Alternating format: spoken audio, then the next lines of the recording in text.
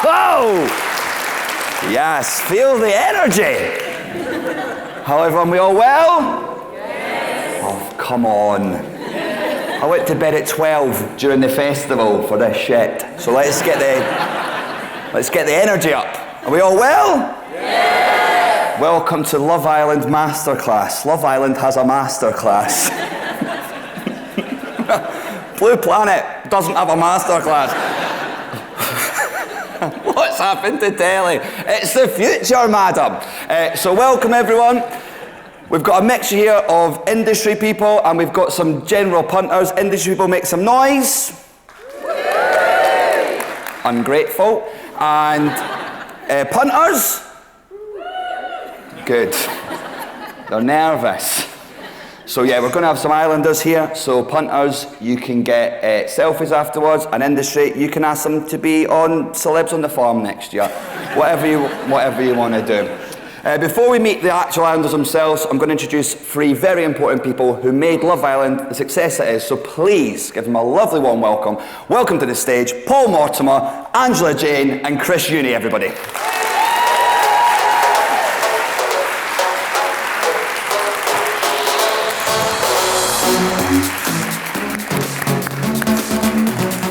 There we go. For those that don't know, Chris Younie is the senior digital producer on Love Island. Paul Mortimer is ITV head of digital channels and acquisitions. And Angela Jain, I've never heard of. So... They're already picking on me and it's only 7 minutes past 10. You're the managing director of ITV Studios Entertainment. Ta. And you brought Love Island to ITV2. You brought it back. I did. What was the thinking behind bringing Love Island back? There wasn't really any thinking. We just thought it was quite a good idea. Paul and I were working together at ITV2 at the time. I spent 7 years commissioning Big Brother and knew that a show that was big, scale, volume, could have a huge impact and be a launchpad for other shows. And when we commissioned Love Island, we commissioned only the name, and then I said to the production team, can everything else be different, please? There you go. And Paul, you're looking after it. I am. Now, it's gone up by 1.5 million in audience, this series. What is it about the most recent series that's really caught the British public's attention? Do you know what? I actually don't think it's any bigger or it's bigger, but it's not any better or any different than how it has been. I think these things take time. I think if you look back to any of the big franchises like Big Brother or even I'm a Celebrity, Get Me Out of Here, they start at a certain level. When we had the first series of Love Island, we knew at the end of it we had a really great show. To bring it back was a no-brainer. So we did. We knew it would grow. And it's just that kind of inertia that you need, and especially when you're a bit further down the EPG as ITV2 is. You know, you're not one of the top 5 channels that people think of. So it takes a while. So you've got to hold your nerve and keep the faith, and I think that's what we did. And we're now in year 4, breaking records every night, every week, and it's been an amazing success. Was there a point in the first series where you thought, we've got something here? Is there any point you can pinpoint, or is it more a general movement? You know what, I feel like there's been so much Love Island, I'm struggling to even remember who won the first series. The first series, what happened, there was 36 episodes and there was 6 weeks. And in the first week, I mean, obviously you've been there right from the beginning. First week, the show was over here. The second week, there was a pendulum swing and the show went over there. And by week 6, and basically episode 36, we thought, oh my God, we know what we're doing. Yeah. And that's just at the point where the show finished. And so to Paul's point, none of the success of any of the big sustainable franchises, like Bake Off, you know, like Gogglebox, are ever overnight, and you have to keep the faith. And I think the truth of it is, by the end of the first series, I think we knew what we were doing. And so to kill it at that point would have been a mistake when, to be clear, Paul will remember this better than me, but I think the overnights were something like 500,000.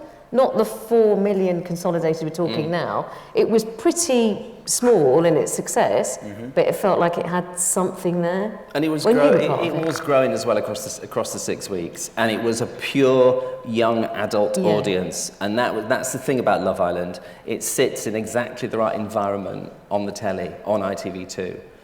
It's on linear, of course, and that's where we want most people to watch it, but it exists in other spaces.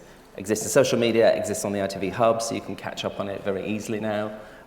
It's the perfect show for ITV2, and that's why it works, and that's why we're doing the big numbers that we've done this year. And the part that sort of Chris and his team play in the digital, offering is really important, because the show just lives and breathes beyond the transmission time, doesn't it? And we're constantly feeding the audience's appetite for more. Yeah, because the show is obviously 1 hour a day, and then you've got 23 other hours to fill and engage that audience who absolutely want more Love Island. And that's what we've learned over the years, that people just can't get enough. The superfans cannot get enough of Love Island. So how do you fill those 23 hours of the day where the show isn't on TV? How have you found the digital side of Love Island changing over the last 4 years with its increase in popularity and also with the move to digital in television in general? The change has been ridiculous. We remember series 1. We had 2 digital producers working on Love Island. Can I just say one thing? Me and Chris, series 1, I had about 3 lines of VO an episode, and Chris,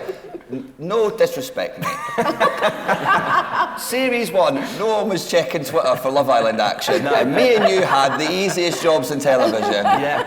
And now nice. it's been 6 weeks away. I know. And then the attention has got bigger, and the spotlight has been on us more, and the viewing figures have rocketed. Our Instagram is now the biggest UK TV show on Instagram, and our digital team now, we had 10 producers over in Mallorca for the run. We had maybe about 5 or 6 from Rubber Chicken producing a daily podcast. We had 5 or 6 from Monte Rosa working on the app. So all in, you're looking at over 20 people now working on Love Island purely from a digital point of view. And are you looking at that digital side as to build up a following, as you're saying you've now got the biggest Instagram of a UK TV show, or are you running concurrently? Concurrently. Shut up, Angela. Sorry. We'll He edit does this. write his own lines on the show. I do. What? I do. Mark helps a bit. Mark does. We don't mention Mark. Mark writes a show with me, and he also has a percentage of the format, so he's a very happy man. Every year, he's a grumpy Scottish man, but when CBS bought it, he skipped into what I did. Oh my God! But that's why you work He's so well Scottish. He's in his together. 50s, and he bought me a pint that night. It was incredible. It was incredible. But that's why you work so well together, because you've got the same dual Scottish voice. Yes, and then I used to be more wealthy than him, and then that's all gone to bollocks. No, but what is your plan to support the show, or do you want to build this following because that's so important in the future? Do you know what? It's a bit of both. We absolutely have to support the show while it's on air in that hour, but we also play a part in driving viewers to the show that night. So one of our most successful pieces of content is The First Look, which we produce every single day throughout the run, and that is a glossy, sexy 2-minute trailer for that night's episode. And it's not really a trailer. It is, we give stuff away, no spoilers. I think it's spoilers. There's a few spoilers, but it absolutely doesn't have the effect that it turns people off. It actually does the opposite, and the number of people who see this 2-minute clip, and it's so much more than what a 30-second or 20-second TV spot would give them to promote Love Island that night. And there's people who say things like, oh, do you know what, I'm a massive Love Island fan, I've watched it the last 7 nights. I was going to have a night off tonight because I've done the last 7 nights. I was just going to have a night off. Then I saw it all over social media this lunchtime. I watched The First Look, and I can't miss out. I have to tune in at 9 o'clock. Did Georgia kiss Jack? Yes. I need to know. Yes. Well, I think what Chris is being quite modest about is what his team also do for us, because they're on the ground, on location with us in Mallorca, is create a feedback loop. So we've got constant feedback from the audience, and that feeds the editorial, and we just keep on working together to go, oh, is that what the audience are worried about? Or is that what the audience are talking about? How can we maybe impact the editorial with that information? All that lovely, balanced Twitter feedback that people on Twitter love to get. Yeah, really balanced. I really love it. And also, we've got that there's been 2 million requests. Is it a day 2 million requests on the hub now? Yes, yeah. Unbelievable. It's per episode, yeah. 2 million requests on the hub per episode. How important is the hub? Massively important. It's become a much better, more sophisticated, easier kind of to use application now, so that's good. This year we also solved a problem that we had last year, which was getting Love Island onto the hub at the point at which it had just finished on ITV2. So this year you could switch on for the first time, or rather log on to the ITV hub at 10 o'clock, and you could watch Love Island. It's been amazing. It's a destination to catch up. Because there's an overarching narrative on Love Island, you need to be in it at the beginning and you need to be pulled through to the end, and that's what these guys are doing, production online. And the Hub is very much a part of that. And it's been it's the biggest thing the Hub has ever seen. And whilst Love Island was on, it was beating the BBC iPlayer in terms of active users. Unbelievable. And finally, just on the show's success, how important is Love Island's success to ITV2 as a channel? How useful to other programmes is Love Island? Well, you've got a show that follows Love Island at 10 o'clock on Wednesday nights called Celebability, and it's been helpful as a launchpad for new series. It's the second series, so obviously it was series 3 that you benefited from. This year you've kind of been on your own a bit more, but no, it's a great lead-in. It delivers exactly the right audience. 16 to 34s is our target. 20-somethings is broadly who we're aiming for with most everything that we do. And when you've got a big hit like that, and it comes and it's on every night for 8 weeks, as it was this year, there's all manner of things you can do to help boost your ratings in that season. And certainly there's a halo effect to having Love Island right in the heart of prime time every night. I think part of the show's success, and look, we all know this really well, is that it's a really direct conversation with viewers about something they're talking about every single day, relationships. And you're seeing it through, obviously, because, you know, we've got over 70 cameras there, and you're seeing it fixed rig with all the nuanced conversations, and I think you're seeing it as real as you can do, given there's 24 hours of television and we're condensing it into 47 minutes every night. Those relationships playing out, and genuinely everyone who comes on the show, all of those islanders are looking for love, and that authenticity, and a few I think, quid. yeah, and good for them, but that authenticity I think totally shines through. And of course the show's brilliantly made, isn't it? So all of that together, and the wit and the humour, the voiceover, and all of that together, clearly people have latched onto. I mean, for the first time I have definitely heard, and people say directly to me, that they are watching it with their kids, and boys and girls and men and women are watching it together, and families are watching it together, and they're then discussing relationships and feelings and the way that men articulate or don't articulate their feelings afterwards and during. And how women over-articulate their feelings. All right. No, I think it's true. The thing As the minority on the stage, the only woman. Oh, quickly bring a couple out. No, I think it's true. People say like sex sells, but I think I wrote something. I was like, it's who's having sex with who is now what sells. I think that's why and it is such a success. And as well as helping ITV as a channel, they need to move on to talk about the sort of the commercial side and the branding. How have you got the balance there, Paul, with the branding on the show, and how important is it to the show, and how do you get a balance? To be fair, it's not important to the show. It's important to ITV as a business, as a PLC, that we can make kind of incremental revenue from commercial partnerships. The trick is to not have it influence the editorial at all. So it needs to be there. Some of the products are placed. You see Superdrug suntan lotion in the background of shot because it's placed there because Superdrug are paying us money to be the headline sponsor. We've got a number of licensing deals. We had a Ministry of Sound album was released that went to #1. We also had the Ministry of Sound party in the garden, which we've had for a couple of years as well. That's another example of it feeling relevant. The products that we allow Love Island to endorse are all hand-picked. There's certain products that we wouldn't want because we don't feel like they're necessarily targeted at the Love Island audience or aspirational enough. But the partnerships that we had this year, I think there was 11 of them altogether, ranged from, as I say, Superdrug through to Missguided, that were our fashion partner. The Islanders wore some of the clothes that Missguided have available. If you were on the app, you could make an in-app purchase if you liked something that one of the guys or girls was wearing, and that proved really successful. And yeah, the trick is it's there and it's all around. It exists more in social, in those other spaces. It ought not to influence what we're doing on television with the actual show, and I don't think it did. I think it's a really good example, actually, of having a lot of young brands attached to a TV show without it looking like they're constantly flogging something. Absolutely.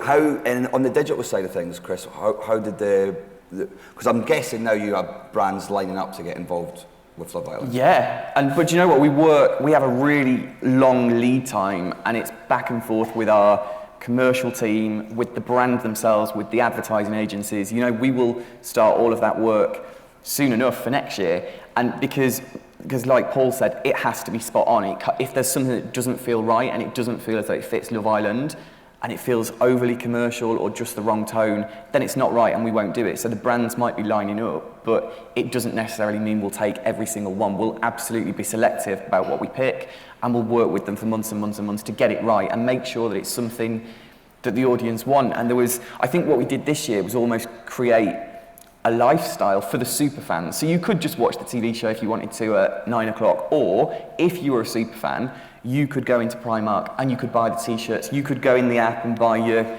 personalised water bottles that were all brought in today.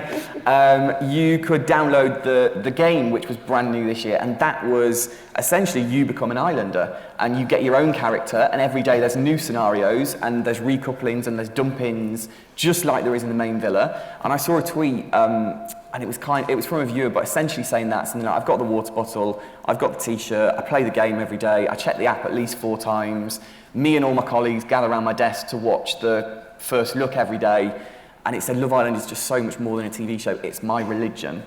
I was like, that's brilliant, we've done our job. It's a religion.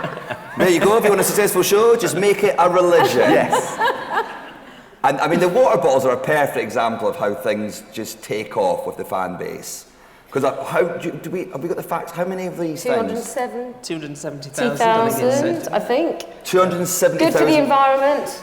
No more single-use plastic. Get yourself a water bottle. There you go, and then you can bless yourself with the water afterwards.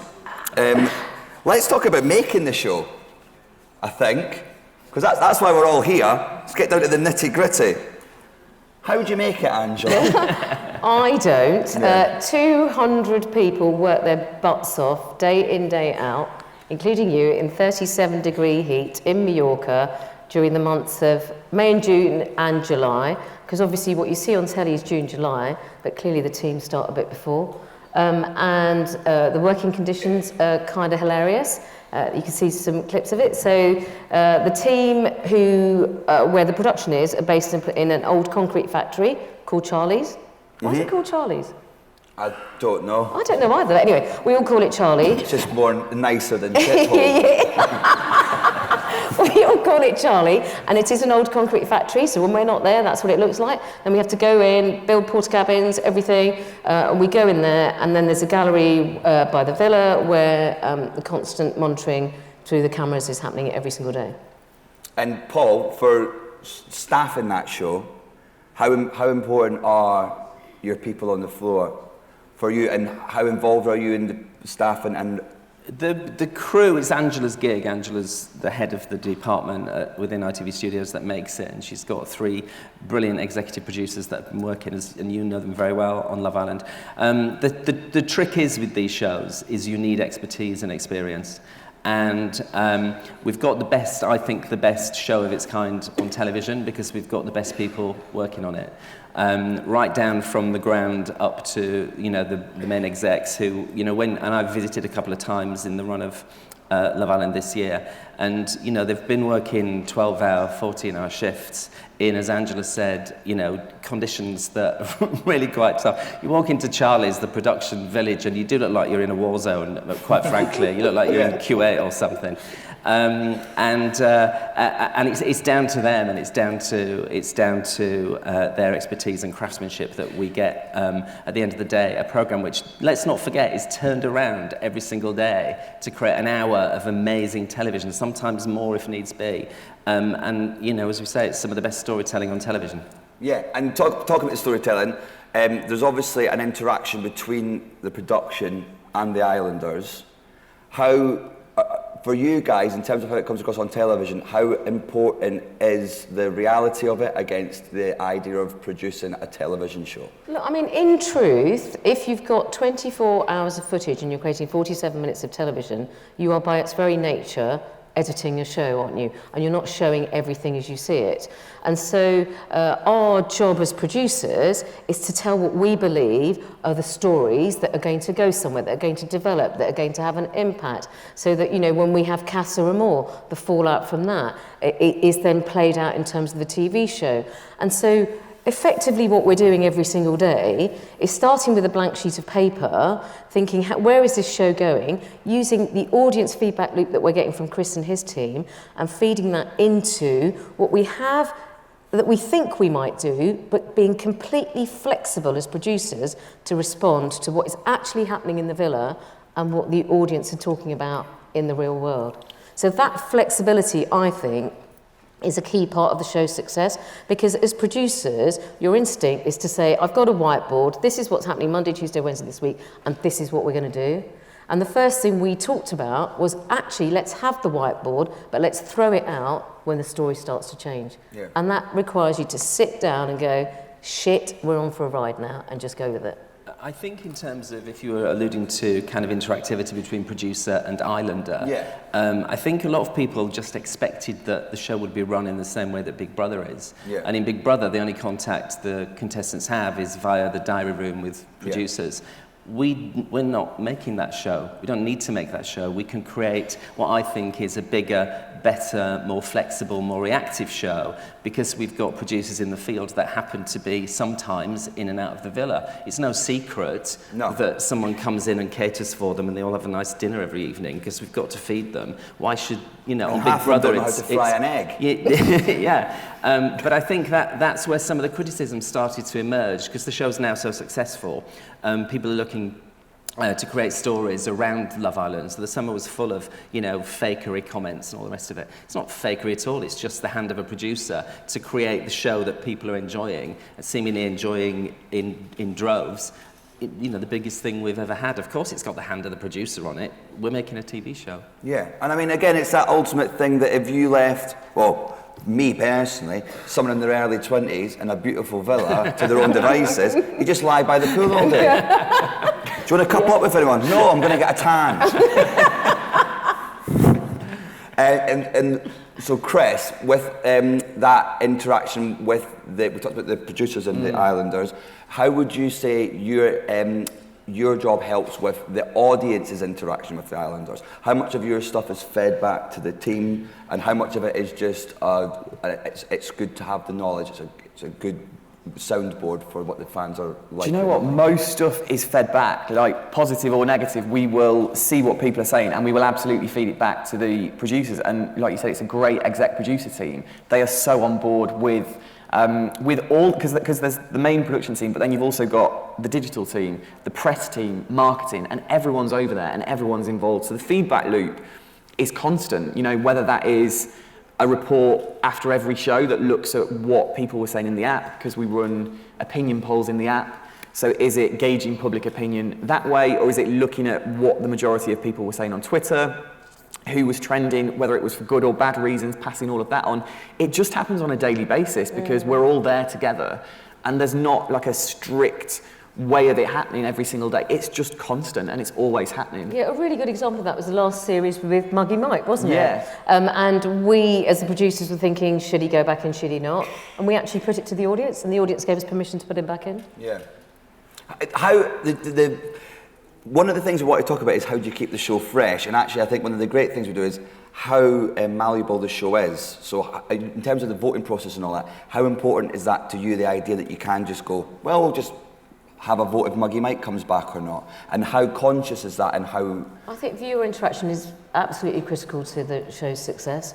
And so giving viewers the chance to impact and influence the editorial is really important. I think we don't have a strict evening or night when someone is dumped from the island.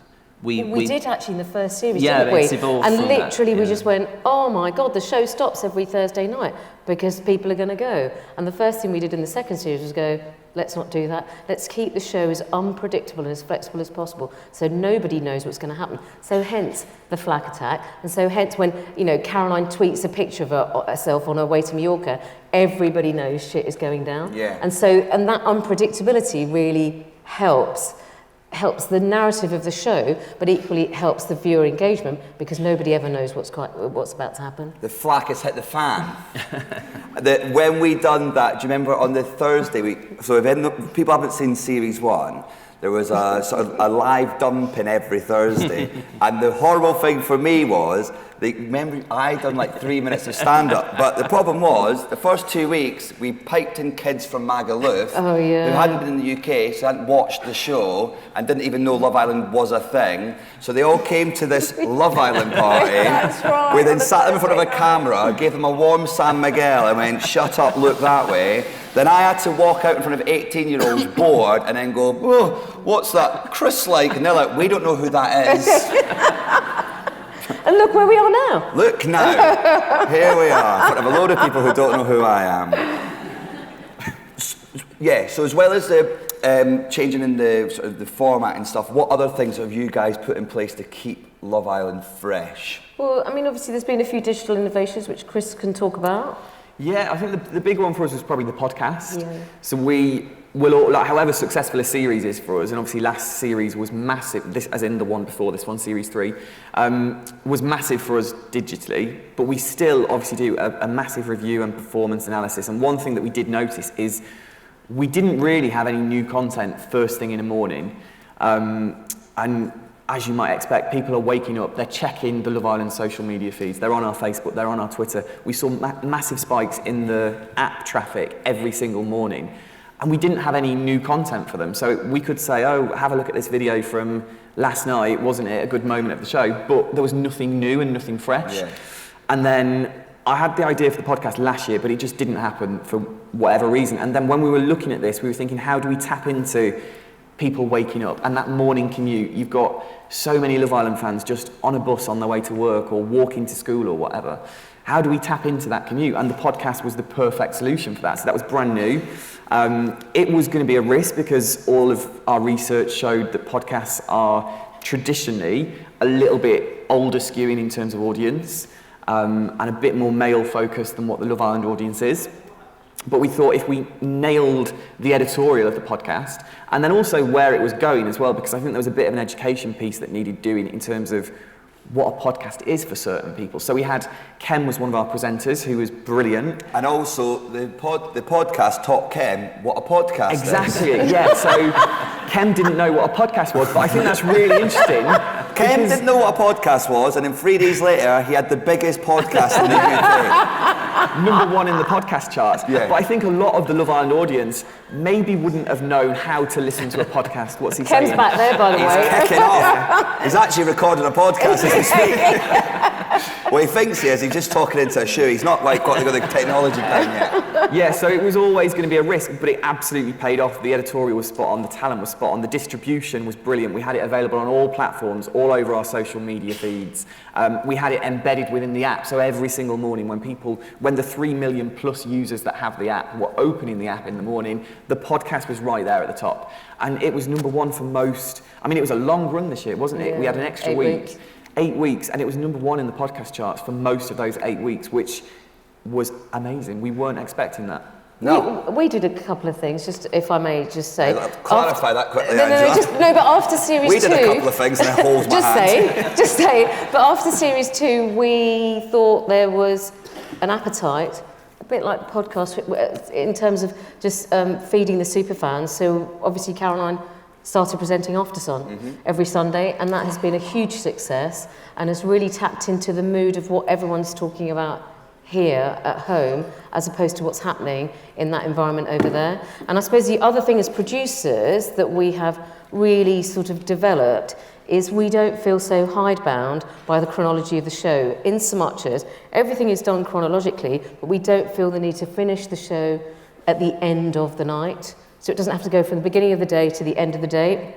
And sometimes we'll have a cliffhanger, which means that we're still halfway through the night. And that cliffhanger will then obviously lead into the show that starts the following day, which starts in the middle of the night. And we would never have done that in series 1 because we felt so keenly that we had to just be really strict with it begins in the morning and it ends at night. But actually giving ourselves that freedom has definitely given us the opportunity to put in some much bigger, better cliffhangers. And the network has been really flexible as well in terms of if the show runs to 5 parts, because there's so much that we want to say in that episode, we can at very short notice just open up an extra 15 minutes for Love Island, and then we'll tweet, tonight's Love Island has been extended, and then there's a flurry of excitement because we wouldn't be extending it if it wasn't for a good dramatic reason. So that's been quite liberating as well, actually, to not be fixed to 47 minutes of television with 4 commercial breaks. Yeah. We don't necessarily play to that. We do generally, that's the plan, but we don't have to.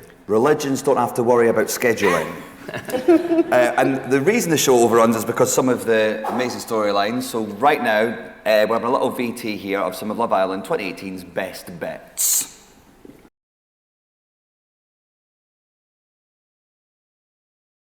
There you have it, that's the best bits, and it was a very close final. Our winning couple won with a mere 80% of the public vote. And they're here today. Please welcome the winners, Jack and Dani, everybody.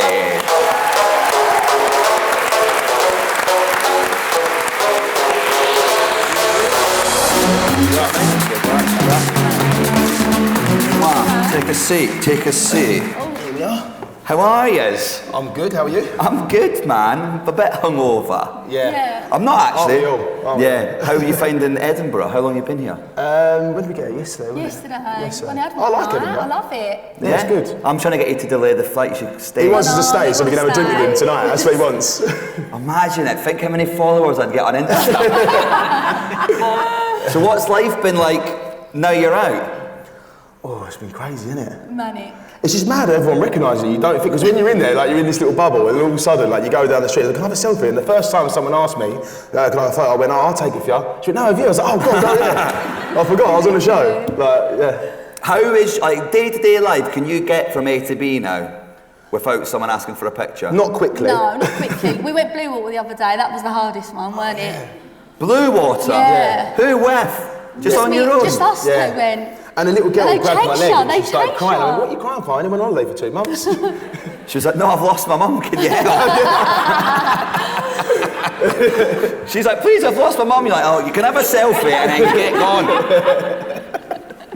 No, but what is, I mean, what is there a day-to-day life now? What's a day in the life of Jack and Dani? Is there a normal day? Is every day just different? Every day is different from me and you, really, ain't Because it? you're always doing different things during the day and stuff like that. What sort of stuff? Imagine there's people who want sort of any sort of specifics. We do stuff, we do things. See you later. So we're doing a photo shoot somewhere. No, it's all different things, really. I don't know, it's weird being put on the spot.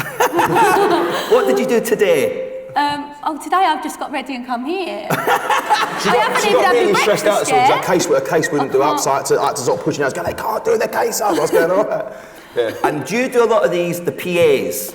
Yeah, I've been doing them. Public appearances. Talk us through a public appearance. Right, so you just pretty much go there. You just go Right, there. can we stop using words that begin with T? By there, we mean nightclub. Right, so you go to the nightclub, you take some photos and you go home. But that's it, really. I would like to say there's more to it, but there's not. No. You enjoy yourself, don't you? I have a good time. Yeah. I have a good time. What's your technique for the photos then? Well, I like to put one leg forward, so I'm a bit of action Like, shot. talk us through it. Action Like, shot. So I'm kind of just... I'm a lass in a club, right? I'm a lass in a club, or a lad, and I go, oh my God, can I get a photo? Leg forward, there you go.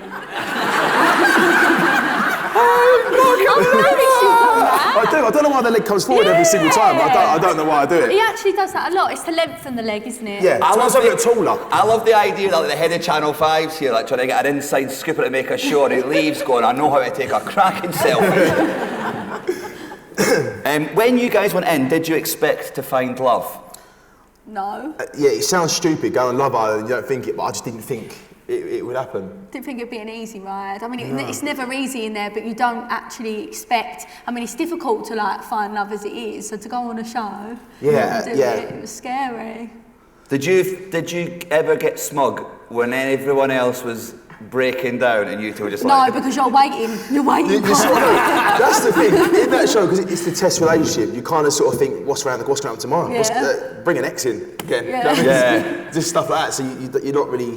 you don't have time to relax around it kind of thing. But you're all happy in that. And you think, well, I'm too happy. It's a little bit too nice in here now. It's a little bit too nice. Yeah, if you ever want to go on the show, I recommend that. Just even have a pretend argument just to throw the producers off the set.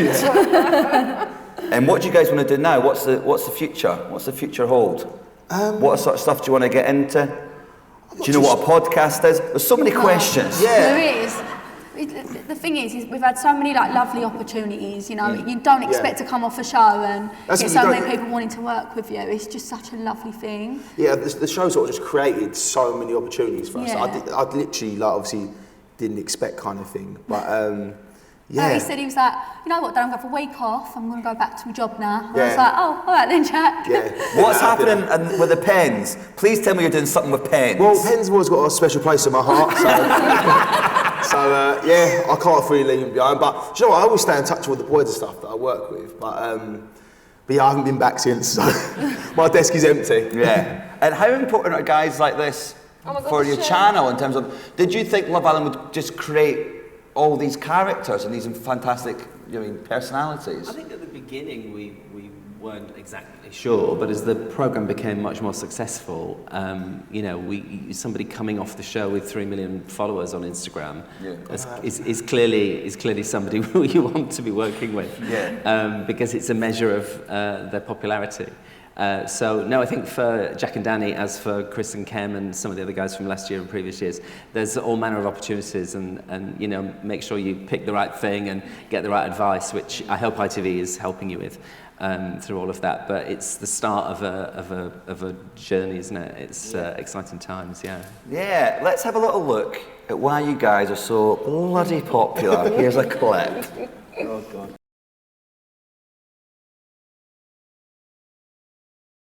With terms of casting, how do you go about finding fantastic individuals like these two here? Well, as you know, the show isn't anything without the islanders that are cast. The production period for the show is 6 months, and you can't really rush that because we need to find really good people. And it's a mixture. There's obviously an application process. Social media is quite helpful in finding people. Yeah. That's how Jack was found. We do street casting, we go to nightclubs. It's a whole mixture of things in order to find, 38 people went through the door of the last series, and that's a huge amount of people. And that casting, as everyone knows who watches the show, is continuous. We start with 11 or 12, and then throughout the show we're continuously casting. So it is an exhaustive process, but we have to, the job for us, I think, is to find people you're not expecting to see, as well as some people you are expecting to see. And then equally, we are trying to do a bit of matchmaking behind the scenes. We have this hilarious situation where we put down the shortlist and we go, oh, well, they're definitely going to fancy them, and they're definitely going to fancy them, and that's definitely going to happen. And when they go in, the exact opposite happens. Always. And we always predict it completely incorrectly. Is there a method you find, I don't know if this is the research being done, but how you find someone and how they place? Do you mean like if the people that are picked out of the nightclub, maybe do they rise to the top, or is it? No, I'm not sure there is an exact science, if I'm honest, but obviously, you can get a good sense. People, this generation, because obviously I'm not the same generation, live their lives so publicly. You can get a really good sense of people from their social, and you can get a sense of whether they've got a good sense of humour, whether they're up for a laugh, what kind of person they are. And we do a lot of that. Even if we find somebody through an application process, people are living their lives very publicly and sharing everything they're doing, which is probably part of the success of the show as well, because the show is sort of reflecting where we're at in terms of social media. Exactly. So how did you guys get picked? You said it was social media yourself? Yeah, I remember I was literally just sitting at my desk at work, and I got a message on Instagram, and he just said, "Oh, look, do you want to come into ITV?" And I thought, "Oh, they're winding me up." I didn't think it was like real.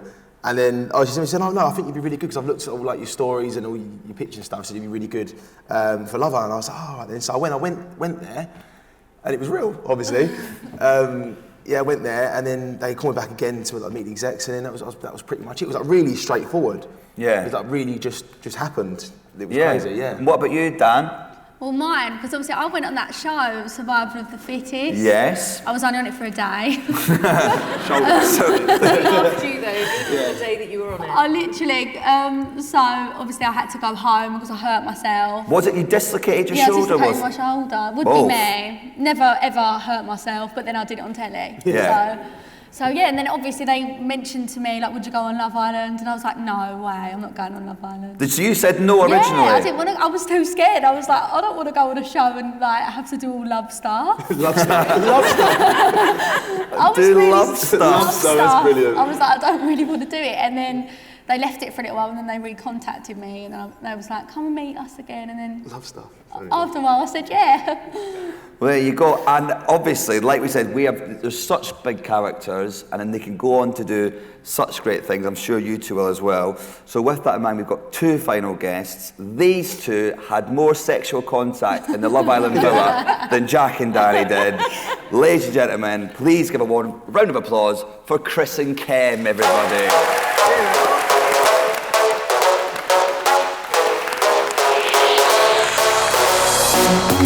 You're right, lads. Missed you.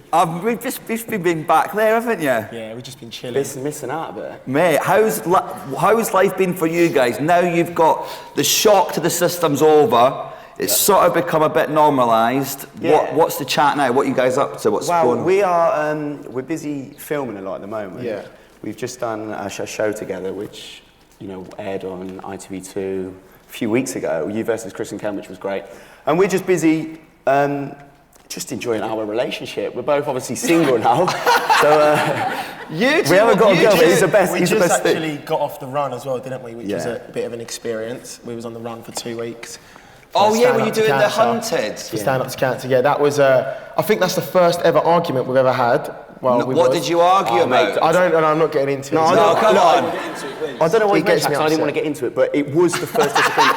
People never think that we've never argued before, but we genuinely haven't. We're on the run. We're in a spa, and as you do on the run. In a spa on and the we're run. in bed, and I'm watching like the golf open, like the Sunday highlights, and Kem's like walking around, just had a shower. In a spa? Yeah. We wanted to just have a luxury night. Okay.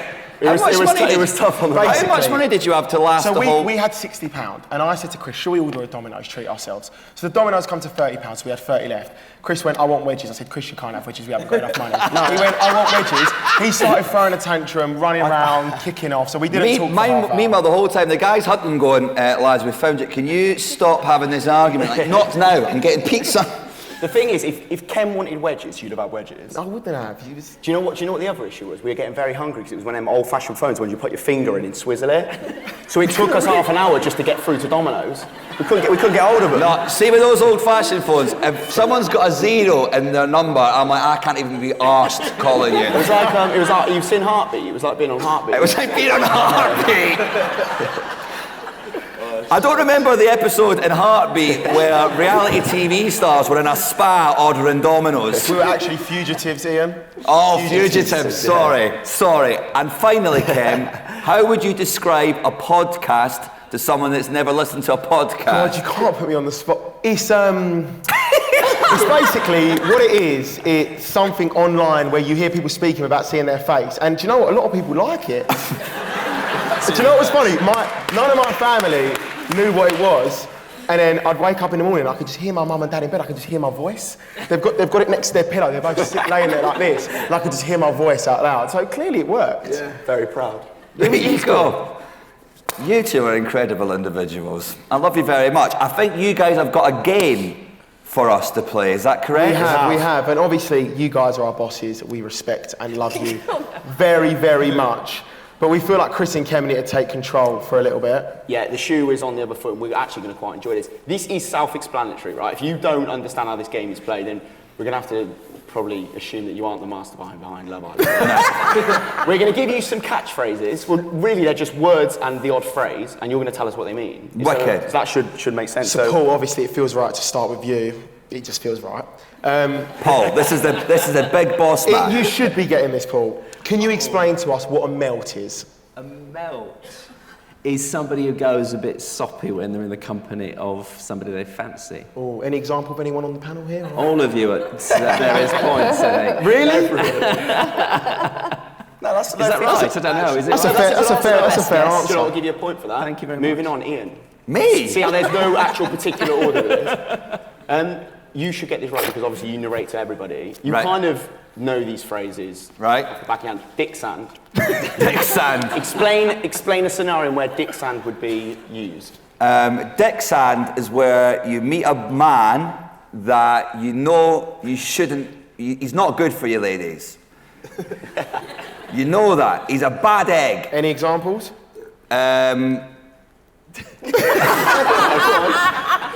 What's the matter, Iain? No, I can't think of anyone. Iain, fire some shots. I can't think of anyone off the top of my head. But then, annoyingly, even though you know they're bad, you're drawn in. There's an animalistic feeling deep down inside your soul that means you get with that man and you think it's a terrible idea and it happens. Yeah. Dick sand. There we go. Yeah. That's it. Angela, next one's for you. I know you've been feeling a little bit nervous about this one. I didn't want to tell you earlier, but it feels right. Hopefully this has never happened to you before because you're a beautiful lady. But what happens if you get pied? I want an example. Oh, you're right. It's never happened to me. No, it's horrible, and I feel like you're going to literally. It's when someone mugs you off. Yeah, fair enough. I like the way you're using other terminology within your Thank answer. you. Fair enough. You've mixed two It's the lexicon of Love Island now, isn't it? It is. Mugged almost feels like, that's my goal for Love Island, is in a few years to have one of the words make it into the Oxford English Dictionary. That'd be amazing. Like rollerblade and pied. And finally, Chris, I wouldn't actually have known this, so it doesn't actually matter because I'm asking the question, but if you were... what are you if you're salty? Salty S-A-L-T, is when you're getting a little bit aggressive, normally over a romance, a bit bitter. No. No, I know it's controversial. Guys, we don't want to argue. what about you, Jack? Were you care to... I thought if someone was salty, it means that they're good looking. Like Yeah. they're salty. Do you know what, guys? Not a sore. I thought She's salty. I was just like, fit. Oh, is that why you've done the spelling? Situation Right, guys. okay. It's depending on the spelling.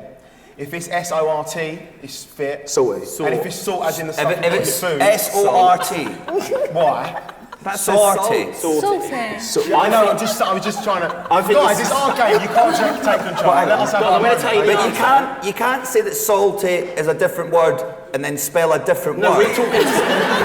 So is Chris right then? No, Chris is right. Chris is right. We're talking salty as in the... Guys, moving on to the next question, okay? With an A. We don't appreciate the conflict here. Last one to all of you. It should be simple. DBS. What does it stand for? What it's about? Would you be a part of it? Yes. I think I must be. I've got 2 kids. David say. It's a Guys, you haven't actually given us the answer. Doobit Society. Angela, are you actually a part of the society? It must be. Here we go. Well, I mean, it's one of the weirder ways I've ended something. Anything you'd like to add before we round this up? Any overall themes you want to portray to our lovely audience? No, I'd like to thank the Islanders because honestly, the show wouldn't be anything without them. The production team are the bloody best in the business. There you go. Big round of applause for the Islanders. Incredible. Thank you. You deserve it, mate. And I would like to thank, I'm a very sarky and sincere person at times, but I'd like to thank all of you for the opportunity because it's changed my life, this show. So thank you very much from me as well. That's lovely. That was really nice. That was really nice. Thank you. And finally, thank you to all of you for coming. It's mad to think that Love Island can have a masterclass, but we've done it.